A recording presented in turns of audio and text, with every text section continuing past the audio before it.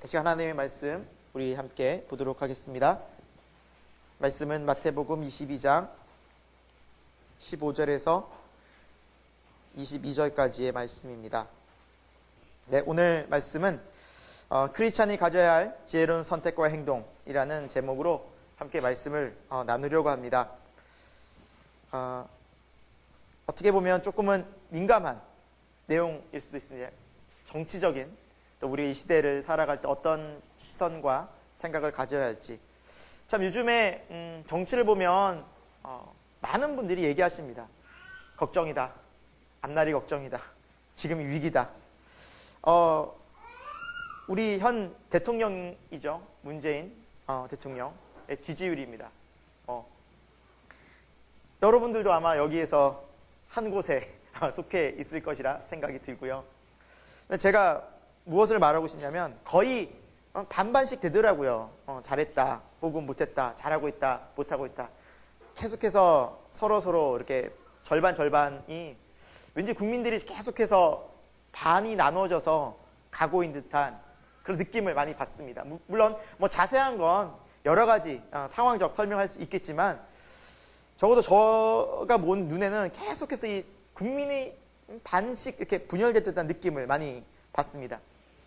그리고 정치적 소견을 이야기할 때 나는 지지한다, 혹은 나는 반대한다, 나는 긍정한다, 나는 부정한다 라는 말을 통해서 국민들이 그래? 나와 생각이 다르네? 라고 인정해 주는 게 아니라 말하지 말아야지. 더 이상 저 사람과 정치 얘기하면 참 싸울 뿐이야 하고 서로 이렇게 마음이 나누어지는 듯한 느낌을 많이 받습니다. 최근에 들어서 일본과의 관계도, 한일 관계도 굉장히 안 좋아졌죠. 그래서 한쪽에서는 가지 않겠습니다. 불매운동 하겠습니다 하고, 한쪽에서는 한일 관계를 넘어서 협력해야 한다. 협력할 건 협력해야 한다. 또 찬반이 나눠져서 또다시. 그러니까 한국과 일본의 문제 속에서도 또 대한민국 국민이 또다시 반반씩 나눠지는 그런 현상들을 또 보게 됩니다. 그래서 가는 곳마다 많이 이념의 갈등들, 대립들이 이렇게 나와 있고, 또 우리들이 그곳에서 또 많은 정치적 영향들, 또 생각들을 가지는 것 같습니다. 또 최근에는 목사님들마저도 이렇게 나라에 대해서, 지금 이 나라의 정치적 성향 혹은 이 나라의 역사관에 대해서 한쪽에 어떤 치우치는 이야기를 하셨다가 많은 국민들이 혹은 많은 성도들에게 여러 가지 갈등 요소를 일으키는 목사님들의 발언들. 지금 앞에 나와 있는 목사님들이 굉장히 유명하신 분들이에요. 5,000명 이상 목회하시는 큰 대형교회 목사님들인데, 이분들이 이제 정치적인 혹은 역사적인 어떤 한쪽에 편향된 발언들을 하셔서 설교 시간에, 예배 시간에, 그래서 참 많이 여러 가지 잡음이 일어나고, 또 그 얘기를 갖고 이렇게 저렇게 또 교인들이 또 나눠지고 하는 것을 볼 때, 한 주간 제가 어떤 설교를 준비할까요? 이렇게 기도하던 중에 이런 설교를 해야겠다. 우리가 이 시대에 크리스찬이 가져야 될 지혜로운 행동과 선택이 무엇일까? 주님은 과연 어떻게 우리에게 말씀하실까? 그리고 주님이 사셨던 그 시대에도 로마의 이스라엘이 지배 가운데 있지 않았습니까? 유대인들은. 그러니까 로마의 속국인 그 유대 사회에서 예수님께서는 어떻게 정치적인 혹은 그런 많은 사람들에게 원하는, 또 정치적으로 질문할 때 그걸 어떻게 답변하셨는가라는 생각을 해보면서 이 본문을 결정을 했습니다. 제가 목사이긴 하지만 저보다 훨씬 더 인생을 많이 사신 분들도 계시고 또 많이 알고 계시는 분들도 계실 것입니다. 여러 가지 사회, 문화, 정치적인 부분에 있어서 말이죠.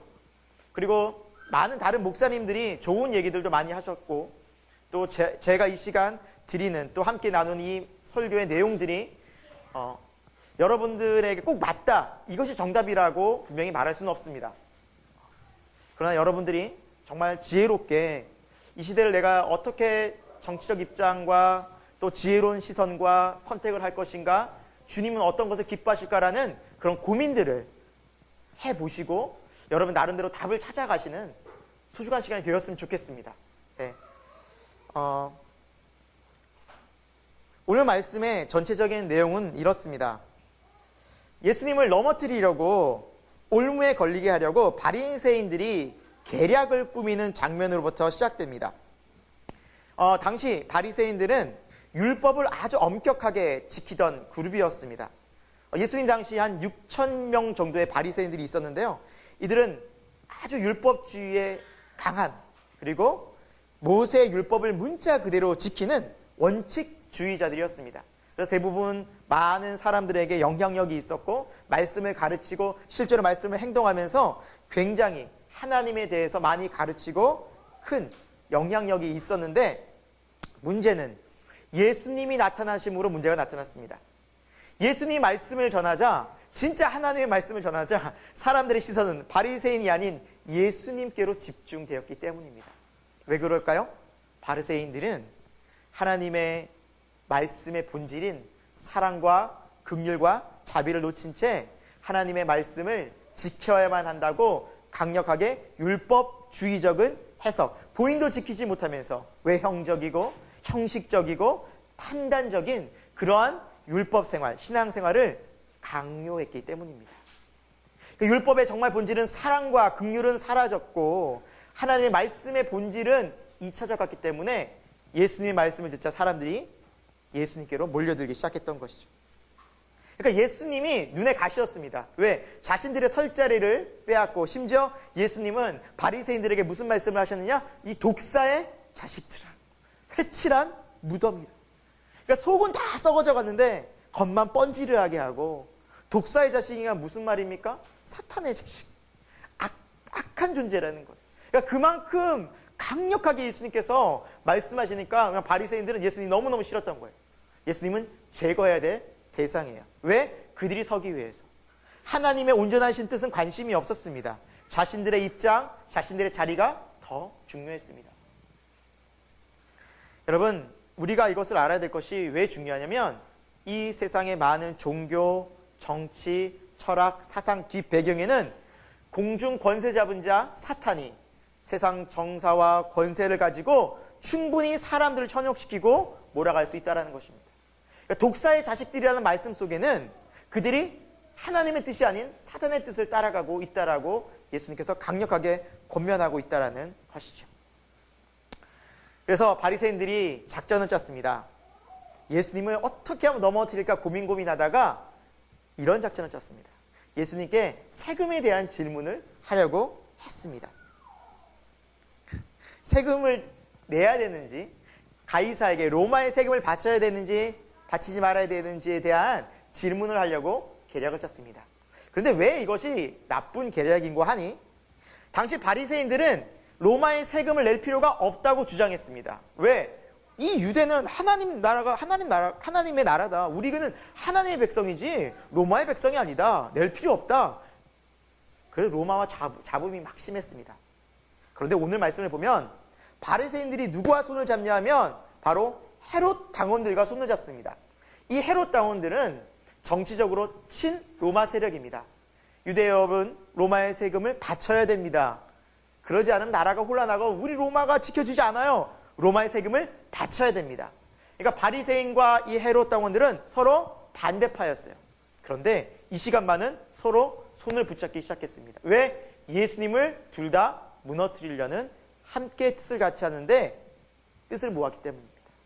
함께 한 마음으로 예수님을 넘어뜨리려고 손을 잡았습니다. 그래서 이 질문에는 함정이 있었던 것이, 만약에 세금을 바쳐라 라고 얘기하면 예수님은 지금 바리새인들과 많은 유대인들에게 등 돌리는 말씀을 하시는 겁니다. 그래서 지탄과 공격을 받을 수 있습니다. 왜 당신은 로마의 앞잡이입니까? 친로마 성향입니까? 라고 얼마든지 공격받을 수 있는 게 세금을 내라고 했을 때는 친로마 세력들이 예수님을 참 옹호하고 그 로마에 반대하는 유대인들이 등을 돌리는 그러한 일들을 하기 시작할 수 있고, 반대로 옳지 않습니다. 세금을 내지 말아야 됩니다. 그러면 로마 사람들이, 이제 헤롯 당원들이 예수님을 잡아가는, 아마 그 자리에서 아마 정치적으로 잡아갈 수도 있는 그러한 행동을 할 수 있는 빌미를 줄 수 있는 발언이 바로 이러한 질문이었다는 것이죠. 세금을 낼 때도 문제고 내지 말아야 한다고 말할 때도 문제인 것입니다. 왜? 양쪽 다 그것을 벼르고 있었습니다. 그러니까 바리새인들은 지금 예수님을 책잡기 위해서 한쪽만 선택해봐. 그럼 예수 당신은 아마 올무에 딱 걸릴 거야. 어떤 쪽을 선택하든지 문제가 생기는 상황이었다는 것이죠. 그러니까 질문 자체에 함정이 있었다는 것입니다. 자, 이런 상황 속에서 예수님은 어떤 답변을 하십니까? 여러분, 저는 이것이 당시 정치적인 예수님이 살아가시던 당시에 정치적인 질문이었다고 생각이 듭니다. 세금을 바치는 것, 나라의 다스림을 받는 것, 로마의 관계, 이때 유대인들은 어떻게 살아야 하는가? 세금을 바쳐도 된다 혹은 바치지 말아야 되는 이 말 한마디가 굉장히 정치적인 파급력을 나타낼 수 있는 답변이 될 수 있다는 것이죠. 이 말 한마디에 국민들은, 유대 국민들은 등을 돌릴 수도 있고, 그리고 로마 사람들에게 어쩌면 예수님이 잡혀갈 수도 있는 굉장히 어려운 올무가 되는 질문이었다는 것입니다.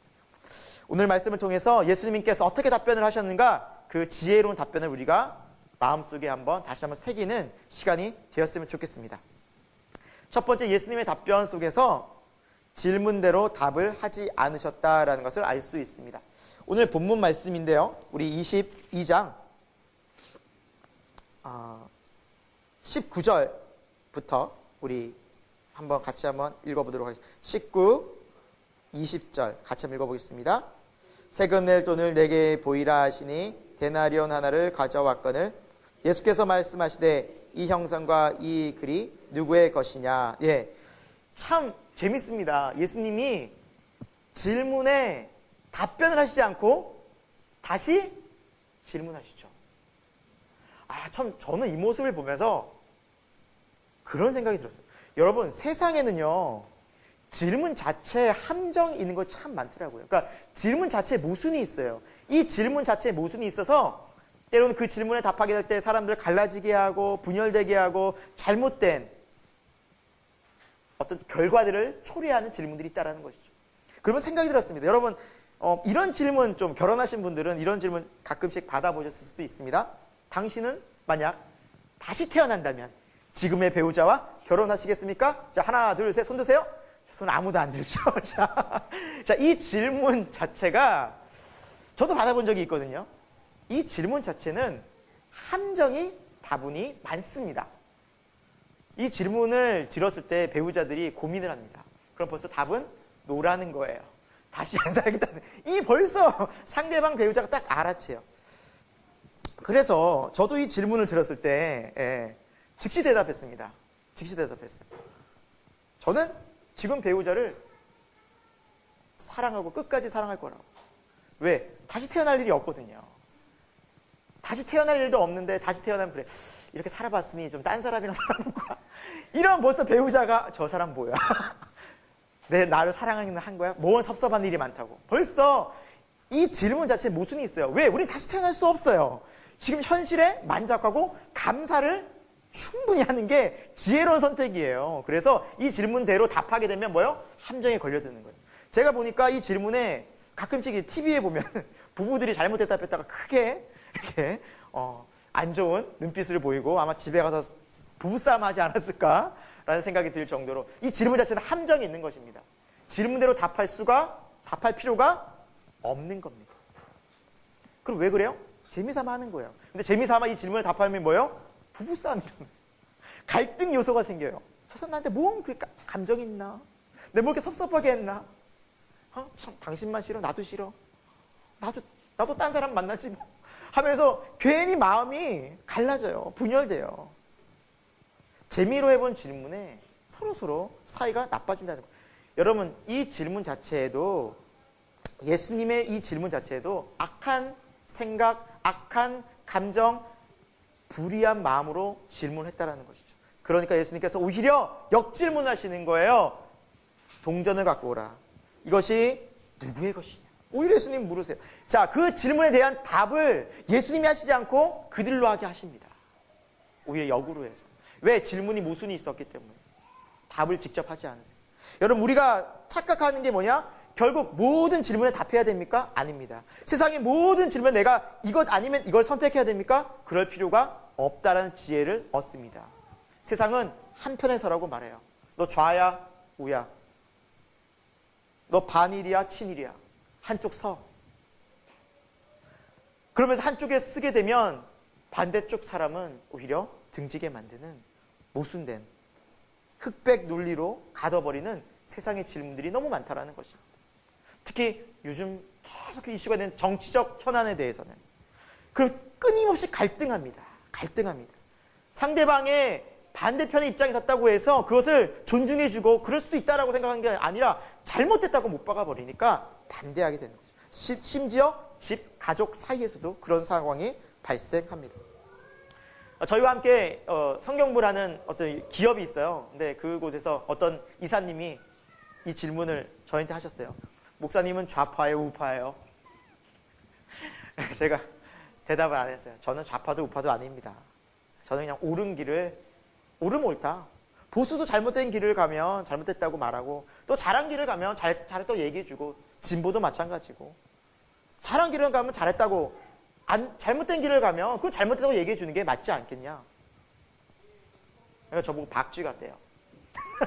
이 편도 저 편도 아니라는 논리인 거예요. 왜 그 패러다임에 갇혀 있으면, 뭐 하나 선택하지 않으면 당신은 비겁하다고 그렇게 생각할 수도 있는 거예요.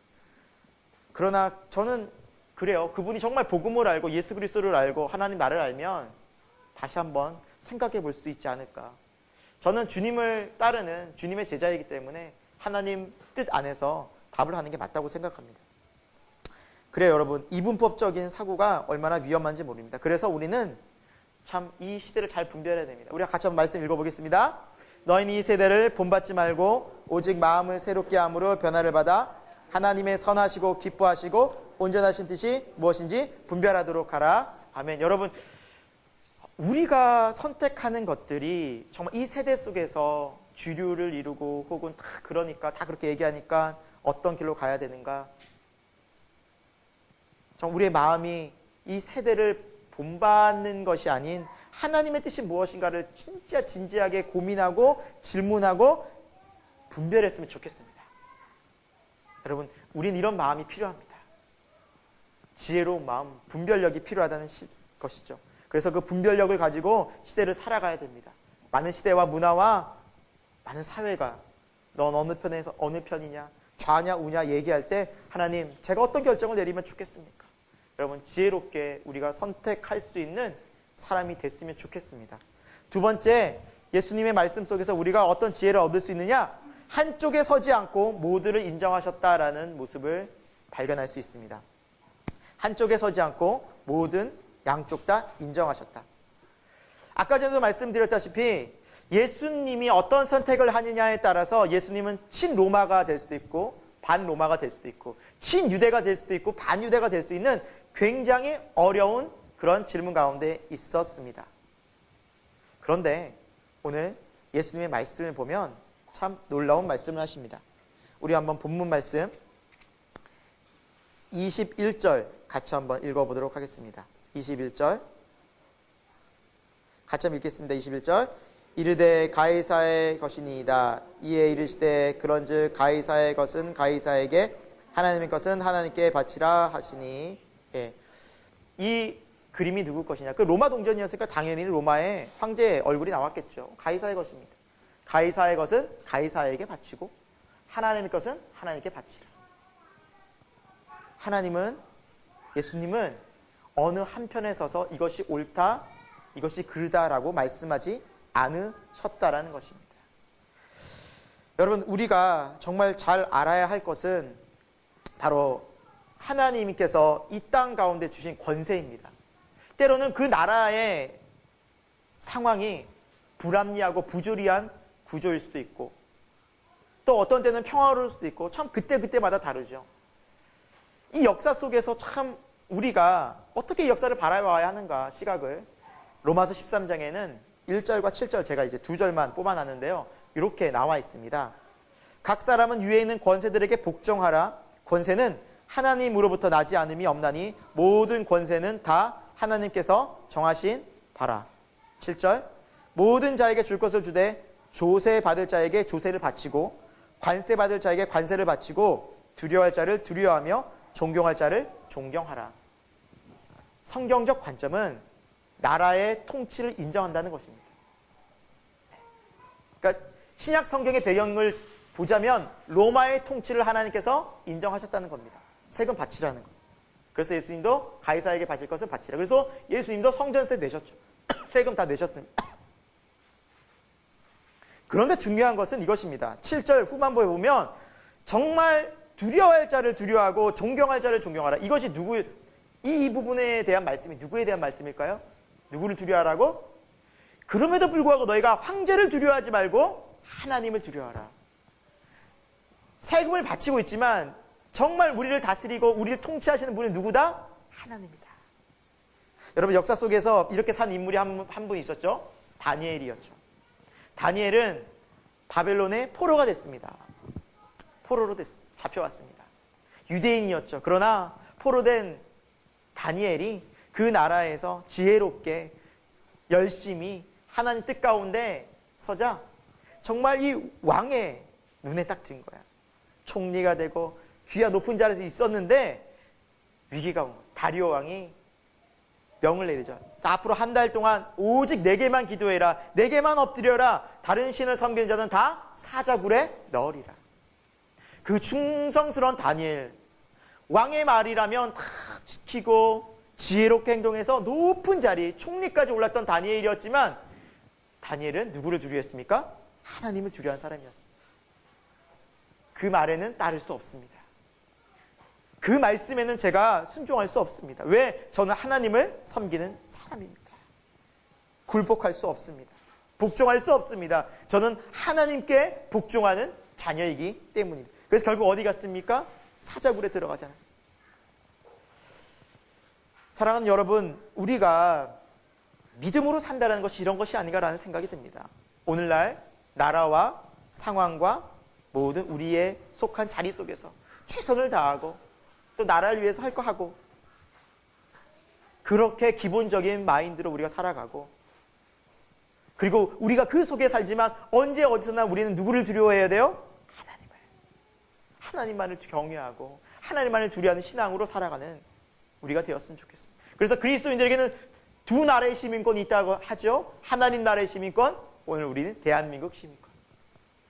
그러나 뭐가 먼저라는 거예요? 하나님 나라. 이 우선순위가 우리에게서 늘 있게 되길 소망하고요. 그리고 이 마인드로 우리가 살아갈 때 지혜로운 선택을 할 수 있을 것이라 믿습니다. 하나님 세상의 통치를 인정하십니다. 현 대한민국, 현 정부, 행정부 인정하신다는 거예요. 인정하신다는 거예요. 그럼에도 우리에게는 여러 정책 색깔이 다 있으실 거예요. 보수를 지지하시는 한 당을, 보수당을 지지하는 분들 계시고 또 진보에 있는 혹은 중도에 있는 당들을 지지하시는 분들도 계실 것입니다. 지지하실 수 있습니다. 근데 쭉 역사를 보니까요, 우리나라는 그렇더라고요. 10년 주기로 꼭 바뀌더라고요. 어떤 당이 됐든 그 당이 정권을 잡으면 또 10년 주기로 바뀌고 10년 주기. 결국 이걸 보면서 저도 그런 생각이 듭니다. 아, 어떤 정당이 혹은 어떤 정치적 색깔이나 세력들이 이 나라의 진정한 정답은 아니겠다. 사람은 언제나 바뀌는구나. 변하는구나. 그래서 우리가 참 분별할 수 있어야 되는구나. 그럼에도 불구하고 우리가 흔들리지 않는 영원한 하나님 나라에 대한 확고한 믿음은 바로 설 때 이 흔들리는 세상 속에서 우리가 때로는 정치적으로 실망하거나 낙담하거나 왜 나라가 이 모양이야 하고 우리가 비관하진 않겠구나. 왜? 흔들리지 않는 영원한 나라가 있기 때문에. 여러분, 우리가 그런 지혜로 하나님께 기도하면서 다니엘과 같이 우리가 충성할 부분에 충성하고 또 두려워할 분을 두려워하는 그러한 신앙인이 되었으면 좋겠습니다. 오늘 예수님 말씀 어느 한쪽을 인정하지 않고 한쪽만 인정하지 않고 양쪽 다 인정하셨다는 모습을 기억합시다. 그리고 예수님의 말씀 중에 세 번째 우리가 지혜를 얻어야 될 부분은 이 부분이었습니다.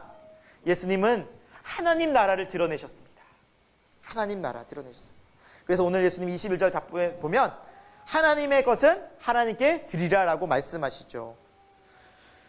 바리새인들의 질문은 전혀 그 질문이 아니었어요.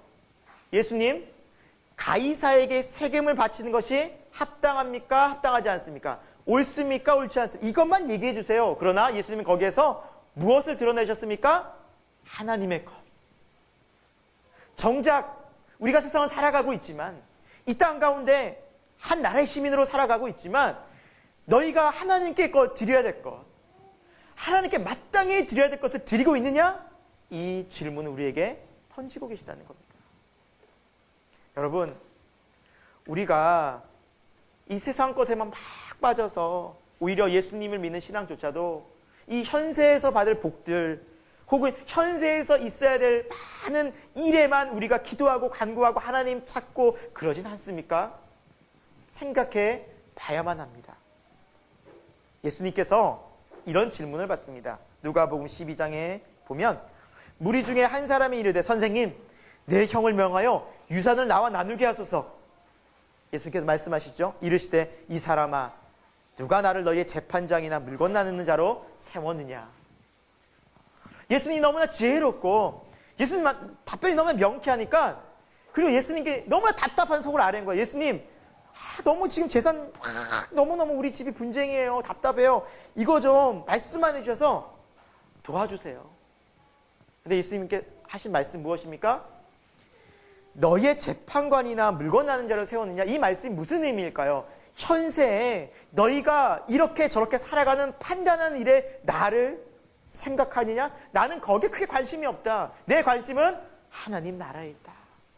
내 관심은 이 세상 것이 아니다. 내 관심은 영원한 것이다. 영원한 것이다. 여러분, 예수님은 이스라엘 백성이 참 자유를 얻고 이 세상이 참 구원을 얻는 길이 무엇인지 아셨습니다. 정말 로마로부터 주권을 회복하고 자유를 얻으면 행복할까요? 이스라엘이? 참 기쁘고 감사하고 하나님께 예배하고 경배할까요? 아니라는 걸 아셨어요. 인간의 마음 중심에 있는 죄성은 그런 해방으로, 그런 세상적인 것들로 절대 자유를 얻지 못합니다. 구원을 받을 수 없습니다. 그래서 예수님은 세상 사람들의 그런 많은 지지와 많은 이야기를 뒤로하시고 어떤 길로 가셨습니까? 십자가를 지러 가셨습니다. 왜? 이게 진짜 우리의 해방이기 때문에.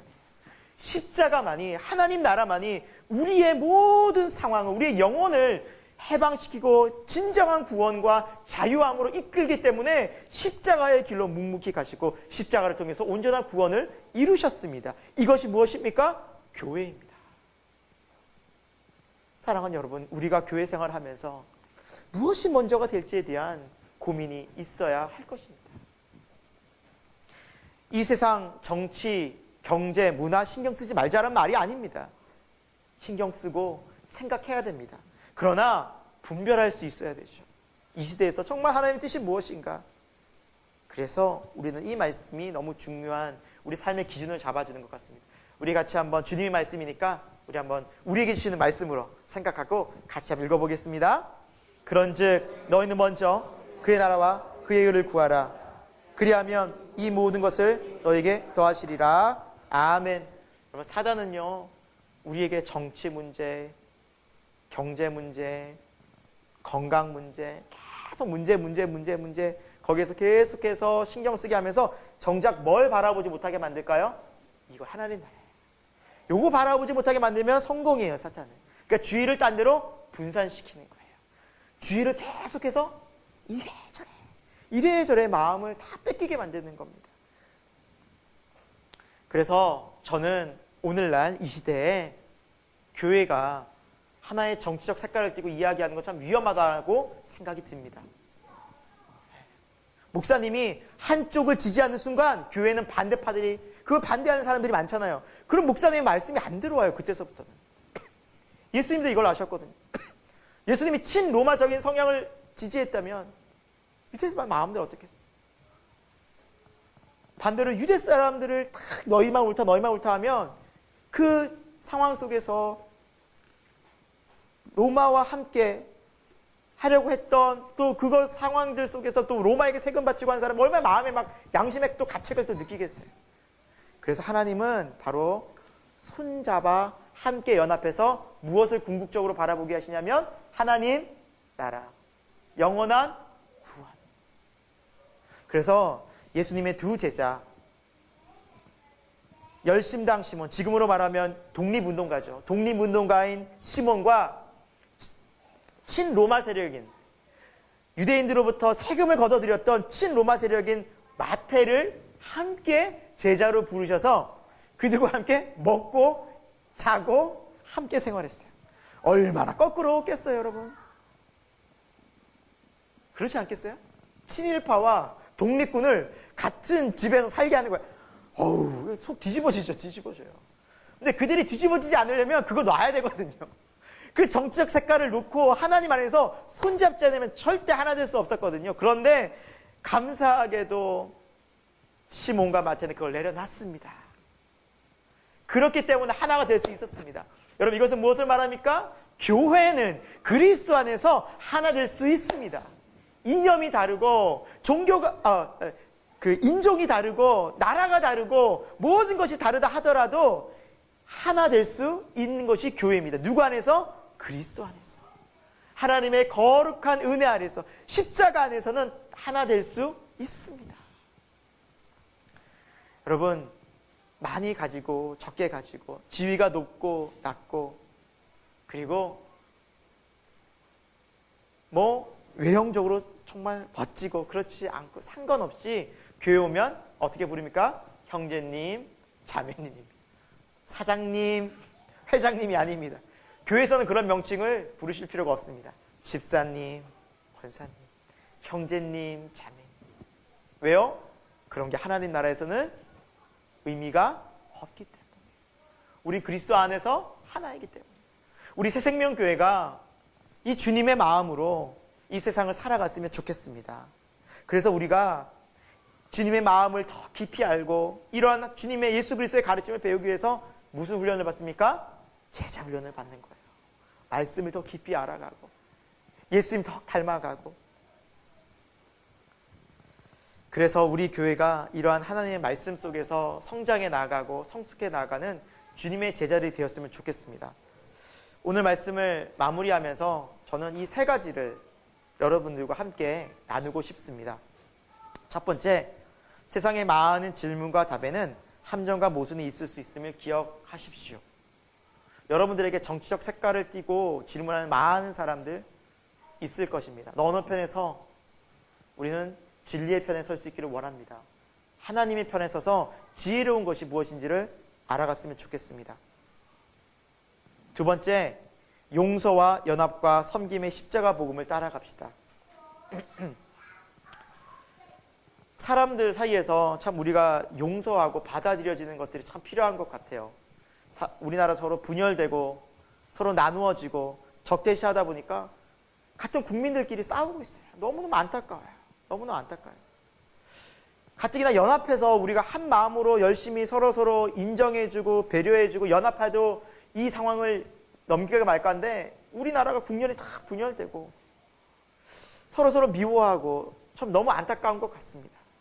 오히려 이때일수록 우리 그리스도인들이 가족 안에서부터 연합하고 교회 안에서부터 연합하고 좌우 색깔론이 아닌 정말 하나님 나라를 위해서 우리가 더 생각해보고 그 이야기를 더 꺼내보고 진짜 하나님 뜻이 무엇인가. 거기에는 우리가 정말 열정을 다하지 못하면서 정치 얘기만 나오면 막 혈압이 올라가죠.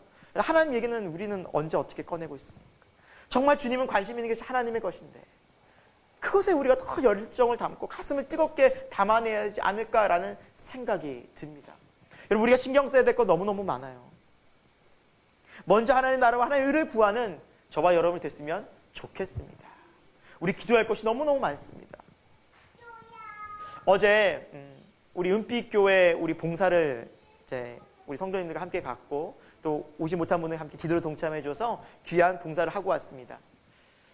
감사하게도 은빛교회가 어려운 형편 중에 있었지만 그래서 건축을 하다가 멈춰져 있었는데요. 하나님의 은혜로 건축이 시작됐대요.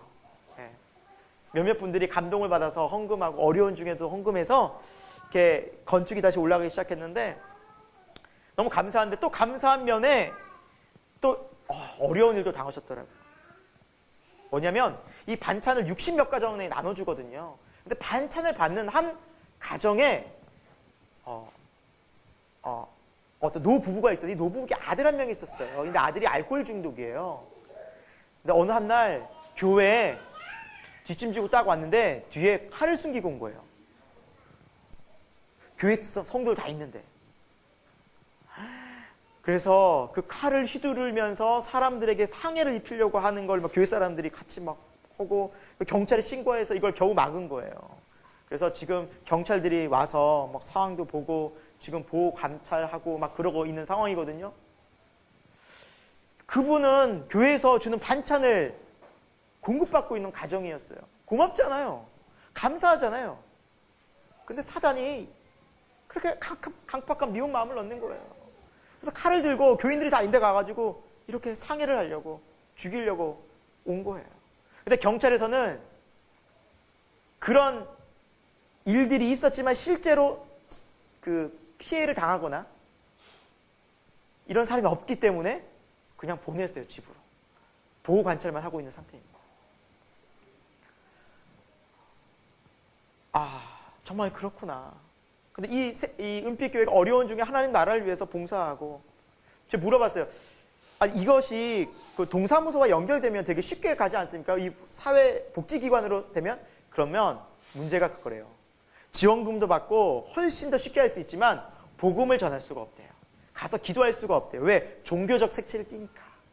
그러니까 나라에서 지원을 하면 돈도 많이 받아서 훨씬 쉽게 지원해주고 할 수 있지만 그렇게 못한 이유가 복음을 전하지 못해서 어려워도 이렇게 하고 있습니다라고 얘기하더라고요.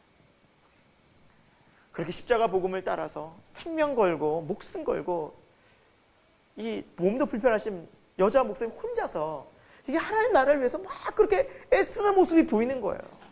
그걸 보고 오는 순간 저도 너무 충격을 받은 거예요. 난 놀랐어요. 우리 마음은 참 어디에 많이 빼앗겨 있습니까? 먹고 마시고 혹은 정치적인 문제, 사회적인 문제. 정말 우리의 마음이 하나님 나라에 있는가? 우리 스스로, 나 스스로를 한번 돌아봤으면 좋겠다라는 생각을 해보았습니다. 사랑하는 여러분, 우리가 하나님 나라에 정말 마음을 두고 있는지 오늘 이 예배 시간을 통해서 우리 스스로를, 우리 내면을, 마음을 살펴봤으면 좋겠습니다. 정말 내 마음의 중심은 어디에 가 있는가? 우리 주님께서 오늘 우리를 바라보실 때 어떻게 바라보실까? 정말 지혜로운 판단과 그리고 결정을 내리는 우리 새생명교회가 됐으면 좋겠고, 그리고 앞으로 우리 새생명교회가 이 땅 가운데 정말 그리스도의 복음, 하나님 나라를 위해서 정말 귀한 영향력을 끼치는 교회가 될 수 있도록 우리가 함께 기도로 나갔으면 좋겠습니다. 함께 기도하겠습니다. 세상에서 말하는 정치색을 가지고 어느 한편에 서야 한다는 이분법적 논리를 우리는 많이 강요받고 있습니다. 주님, 우리는 어떤 진영 논리에 속하는 것이 아니라 정의로운 것이 무엇인지, 서로 화합하고 연합하는 것이 무엇인지를 깊이 고민하는 신앙인이 되게 하여 주옵소서. 무엇보다 하나님 나라를 늘 먼저 생각하고 행동하는 신앙이 되길 소망합니다. 우리에게 주신 시간, 물질, 이 힘을 가지고 우리가 얼마나 주님 뜻을 따르고 살아가고 있는지를 고민하는 신앙인이 되게 하여 주옵소서. 주님께서 보여주신 신실한 사랑과 은혜가 너무나 놀랍습니다. 그 마음을 가지고 우리가 얼마나 이웃을 배려하고 섬겼는지를 돌아보게 하여 주옵소서. 그리고 오늘을 믿음으로 살게 하여 주옵소서. 바쁜 현대의 삶 속에서 진리의 말씀 가운데 깨어있게 하시고 항상 믿음으로 기도하면서 선한 목자 되신 예수님을 따르는 주님의 신실한 제자가 되게 하여 주옵소서. 예수님의 이름으로 기도드립니다. 아멘.